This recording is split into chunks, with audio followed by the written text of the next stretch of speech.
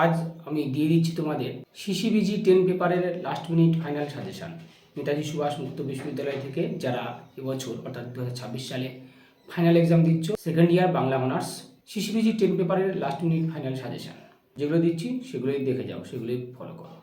যারা প্রান্তিক গাইডে অনলাইনে ক্লাস করতে চাও বা নোটস সংগ্রহ করতে চাও স্ক্রিনে দেওয়া নাম্বারে যোগাযোগ করবে। আমাদের অনলাইন ক্লাস এবং নোটস সমস্ত কিছু দেওয়া হয় সমস্ত সাবজেক্টের, কিন্তু ক্লাসটা শুধুমাত্র বাংলা সাবজেক্টেরই প্রোভাইড করা হয়। বাদবাকি সমস্ত পেপারের নোটস, সাজেশন, অ্যাসাইনমেন্ট সমস্ত কিছু পাওয়া যায় এবং খুব স্বল্প পারিশ্রমিকে আমি নোটস এবং ক্লাস প্রোভাইড করি। তাই স্ক্রিনে দেওয়ার নাম্বারে যোগাযোগ করবে। পরীক্ষা হয়ে গেলে কিন্তু আমাদের ক্লাস শুরু হয়ে যাবে। ভালো রেজাল্ট করতে গেলে আমি মনে করি ক্লাস প্রয়োজন এবং আমাদের ক্লাসের ভিডিও রেকর্ডিংও থাকে। অ্যাপে ক্লাস হয়, অ্যাপের মধ্যে ভিডিও রেকর্ডিং উইথ আলোচনা সমস্ত কিছু পেয়ে যাবে। তাই শীঘ্রই যোগাযোগ করবে, সমস্ত কিছু হেল্প পেয়ে যাবে। দেখো, সিসিবিজি 10 পেপারের এই পেপারে রয়েছে সাহিত্যের রূপভেদ, সব থেকে সহজ পেপার, সব থেকে। শুধুমাত্র কনসেপ্টটাকে কাজে লাগাবে। জাস্ট তোমরা ভাবো, আমি কিছু কথা বলছি সেগুলো মনোযোগ দিয়ে শোনো, একটু ভাবো। সামাজিক, সে নাটক হোক বা উপন্যাস হোক, দেখো তাহলে সামাজিক উপন্যাস বা সামাজিক নাটক বা ঐতিহাসিক উপন্যাস, ঐতিহাসিক নাটক, সে যাই বলি না কেন, সামাজিক বা ঐতিহাসিক বা আঞ্চলিক যাই বলি না কেন, সাহিত্যের রূপভেদ। এই সাহিত্যের রূপভেদের এই যে টপিকগুলো, ধরো সামাজিক উপন্যাস, তাহলে সমাজকেন্দ্রিক কোনো ঘটনা বিষয়কে অবলম্বন করে যে উপন্যাস রচিত হয় তাকে সামাজিক উপন্যাস বলছি। ঐতিহাসিক উপন্যাস, তাহলে ইতিহাস কেন্দ্রিক কোনো বিষয় বা ঘটনাকে অবলম্বন করে যে উপন্যাস রচিত হয় তাকে ঐতিহাসিক উপন্যাস বলছি। বৈশিষ্ট্যগুলো কী কী? তার মধ্যে ঐতিহাসিক চরিত্র থাকতে হবে, ইতিহাসের ঘটনা থাকতে হবে এবং কাল্পনিক চরিত্রও থাকতে হবে। তাহলে এই পয়েন্টসগুলোকে তুলে ধরতে হবে। খুব সহজ, কনসেপ্টটাকে ভাববে। যে টপিক্সটা বলছে সেই টপিক্সের অ্যাঙ্গেলটাকে তুলবে, অ্যাঙ্গেলটাকে ভাববে। ভালো করে মনোযোগ দিয়ে শোনো কিন্তু আমার কথাগুলো, কেউ স্কিপ করো না। সাহিত্যের রূপভেদটা এমন, আমরা এতদিন গল্প, উপন্যাস, কবিতা, নাটক মানে বিষয়বস্তুগুলো পড়ে এসেছি।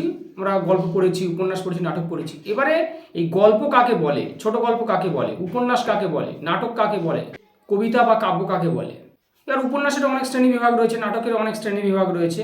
তাহলে সামাজিক উপন্যাস, ঐতিহাসিক উপন্যাস, পৌরাণিক নাটক, ট্র্যাজেডি, কমেডি। ট্র্যাজেডি মানে বেদনাদায়ক, কমেডি মানে হাস্যরস। এই অ্যাঙ্গেলগুলো, এই টপিকগুলো, এই প্রেক্ষিতগুলোকে ভাববে, সেই অনুযায়ী লিখতে পারবে। হিউজ লিখতে পারবে তোমরা, জাস্ট একটু ভাববে। কারণ এই পেপারটা সব থেকে সহজ, সব থেকে বেশি নাম্বার পাবে, আর একটাও স্টুডেন্ট ফেল করবে না এই পেপারে, আমি বলে রাখছি।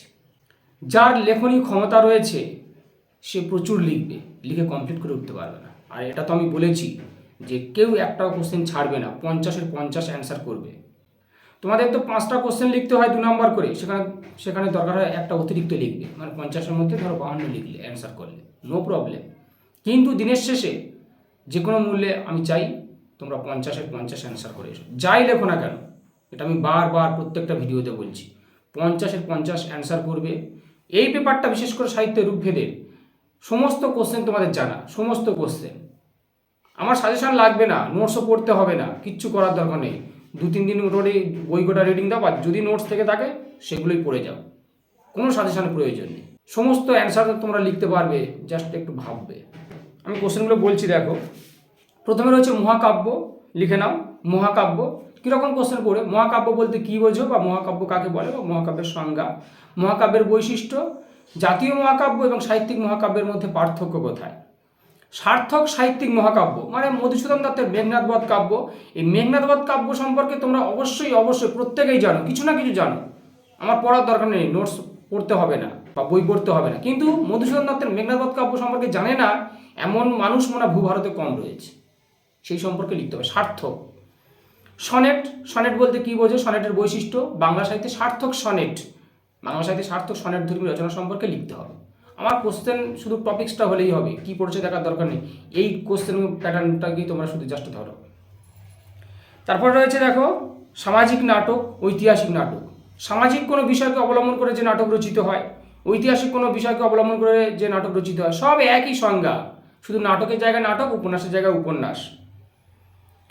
তাহলে সামাজিক নাটকের সংজ্ঞা, সামাজিক নাটকের বৈশিষ্ট্য আর সার্থক সামাজিক নাটক সম্পর্কে আলোচনা করো। ঐতিহাসিক নাটক, ঐতিহাসিক নাটকের সংজ্ঞা, বৈশিষ্ট্য, সার্থক ঐতিহাসিক নাটক। গীতিকাব্য, গীতিকবিতা রয়েছে, গীতিকবিতা কাকে বলে, গীতিকবিতার সংজ্ঞা, বৈশিষ্ট্য আর সার্থক গীতিকবি বিহারীলাল চক্রবর্তী, তার সম্পর্কে আলোচনা করতে হবে। প্রহসন, ট্র্যাজেডি মানে বেদনাদায়ক যে নাটকগুলো সেটা। তাহলে এখান থেকে করছো তোমরা মহাকাব্য, সনেট, সামাজিক নাটক, ঐতিহাসিক নাটক, গীতিকাব্য, প্রহসন, ট্র্যাজেডি। পরবর্তী প্রশ্ন লিখে নাও, ছোট গল্প কাকে বলে? ছোট গল্পের সংজ্ঞা, ছোট গল্পের প্রকৃতি বা বৈশিষ্ট্য। উপন্যাস ও ছোট গল্পের পার্থক্য কোথায়? উপন্যাস ও ছোট গল্পের পার্থক্য কোথায়? এটা কিন্তু খুব সহজ, একবার বেশি দ্বিতীয়বার পড়তে হবে না। ছোট গল্পের সংজ্ঞা রবীন্দ্রনাথের বর্ষাযাপন কবিতার ওই সংজ্ঞাটা দিতে হবে, ছোট প্রাণ, ছোট ব্যথা, ছোট ছোট দুঃখ কথা। এবার হচ্ছে আঞ্চলিক উপন্যাস, তাহলে আঞ্চলিক কোনো ঘটনা বা বিষয়কে অবলম্বন করে যে উপন্যাস রচিত হয়, তারাশঙ্কর বন্দ্যোপাধ্যায়ের হাসিলবাগের উপকথা, মানিক বন্দ্যোপাধ্যায়ের পদ্মা নদীর মাঝি, তোমাদের তো পড়াই রয়েছে পদ্মা নদীর মাঝি, ওটা তো আঞ্চলিক উপন্যাস, সেই সম্পর্কে লিখে দেবে সংজ্ঞার বৈশিষ্ট্য দিয়ে, ওটা এখন 2-3 পেজ লেখো না। রাজনৈতিক উপন্যাস, রাজনৈতিক কোনো ঘটনা বা বিষয়কে অবলম্বন করে যে উপন্যাস রচিত হয় তাকে রাজনৈতিক উপন্যাস বলে। সত্যনাথ ভাদুড়ির জাগরি। পরবর্তী প্রশ্ন লিখে নাও, রোমান্টিসিজম, রোমান্টিসিজম করবে, সুররিয়ালিজম, রিয়ালিজম, কল্লোল যুগ করবে, হাংরি আন্দোলন। রোমান্টিসিজম, সুররিয়ালিজম, রিয়ালিজম, কল্লোল যুগ, হাংরি আন্দোলন। পরবর্তী প্রশ্ন লিখে নাও, একাঙ্ক নাটক, ওই একই কোশ্চেন প্যাটার্ন সব একই। একাঙ্ক নাটক করবে, প্রবন্ধ, প্রবন্ধের সংজ্ঞা, বৈশিষ্ট্য, শ্রেণীবিভাগ, বস্তুনিষ্ঠ প্রবন্ধ, ব্যক্তিনিষ্ঠ প্রবন্ধ, এবং প্রত্যেকটা প্রবন্ধ অর্থাৎ বস্তুনিষ্ঠ ব্যক্তিনিষ্ঠ প্রবন্ধের সংজ্ঞা, বৈশিষ্ট্য, সার্থক বস্তুনিষ্ঠ প্রবন্ধ, সার্থক ব্যক্তিনিষ্ঠ প্রবন্ধের সম্পর্কে আলোচনা করতে হবে। সামাজিক নাটক, পৌরাণিক নাটক, এইগুলো হচ্ছে 10-এর জন্য। এবার 5-এর জন্য লিখে নাও, আমি কিন্তু স্টার মেরে দেবো, সুপার স্টার মেরে দেবো, বেশি স্টার কম স্টার মেরে দেবো, খুব মনোযোগ দিয়ে শুনবে, সেগুলো স্টার মেরে নেবে। 5-এর জন্য লিখে নাও, কমেডি, কমেডিটা করবে। ট্র্যাজেডি এবং কমেডির মধ্যে পার্থক্য কোথায়? ট্র্যাজেডি এবং কমেডির মধ্যে পার্থক্য কোথায়? সামাজিক উপন্যাস, এটা তো এগুলো তো খুবই সহজ। রূপকথা, রূপকথা ধর্মী যে উপন্যাস গল্পগুলো রয়েছে, রূপকথা বলতে কী বোঝো?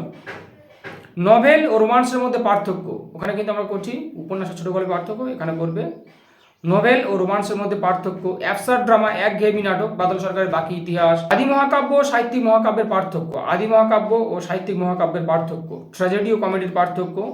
চেতনা প্রবাহ রীতির উপন্যাস, চেতনা প্রবাহ রীতির উপন্যাস। উপন্যাস ও ছোট গল্পের পার্থক্য বলেছি। ছোট গল্পের কিন্তু 10টা, মিনিমাম 10টা পয়েন্টস দিতে হবে ছোট গল্পের যে বৈশিষ্ট্য যখন লিখবে।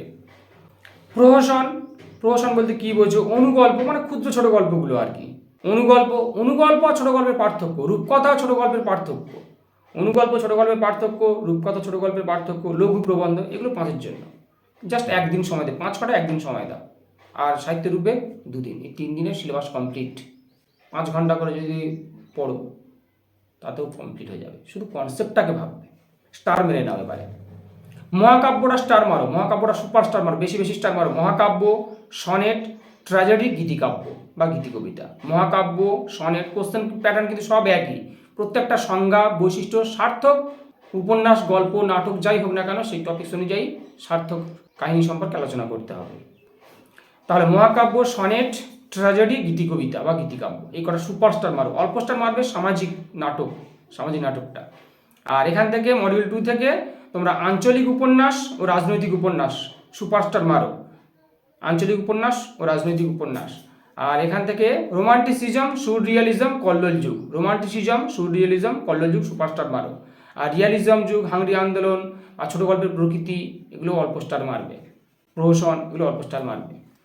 একাঙ্ক নাটক, এটা পড়ে রাখবে, অল্প স্টার মারবে একাঙ্ক নাটকটা। আর সামাজিক নাটক, পৌরাণিক নাটক, এগুলো অল্প স্টার মারবে কিন্তু। আর প্রবন্ধ, এটা খুব ভালো করে পড়বে, এটাও স্টার মারবে, এটা বেশি স্টার মারবে। প্রবন্ধটা বেশি স্টার মারো, সুপার স্টার মারো প্রবন্ধটা। এবারে দেখো কমেডি, সামাজিক উপন্যাস, রূপকথা, এগুলো কিন্তু 2-4 বার করে মোটামুটি বললাম আমি। 5-এর জন্য তোমরা একদিন সময় দাও। কনসেপ্ট কিন্তু বারবার বলছি, এই পেপারটা সব থেকে সহজ, বেশি নাম্বার পাবে, নিজের ভাষায় লিখতে পারবে। কমেডি, সামাজিক উপন্যাস, নোভেল ও রোমান্সের পার্থক্য, অ্যাবসার্ড ড্রামা, আদি মহাকাব্য, সাহিত্যিক মহাকাব্যের পার্থক্য, ট্র্যাজেডি এবং কমেডির মধ্যে পার্থক্য, উপন্যাস ও ছোট গল্পের পার্থক্য, ছোট গল্পের বৈশিষ্ট্য, মিনিমাম কিন্তু 10টা করে পয়েন্টস কিন্তু বলে রাখলাম। প্রহসন, অনুগল্প, ছোট গল্পের পার্থক্য, লঘু প্রবন্ধ, রূপকথা, ছোট গল্পের পার্থক্য, এগুলো 5-এর জন্য করবে। ব্যাস, তাহলে সিসিবিজি 10 পেপারের লাস্ট মিনিট ফাইনাল সাজেশন দিয়ে দিলাম। নিশ্চিত থাকো কমন পেয়ে যাবে। আর যারা আগামী ইয়ারে প্রান্তিক গাইডে অনলাইনে ক্লাস বা নোটস সংগ্রহ করতে চাও, অবশ্যই স্ক্রিনে দেওয়া নাম্বার যোগাযোগ করবে, সমস্ত কিছু হেল্প পেয়ে যাবে। আমাদের নোটস, সাজেশান, অ্যাসাইনমেন্ট সব কিছুই দেওয়া হয় এবং অনলাইনে ক্লাস, সমস্ত সাবজেক্টের নোটস পাওয়া যায় এবং হোম ডেলিভারির ব্যবস্থা রয়েছে। যোগাযোগ করবে, সমস্ত কিছু হেল্প পাবে।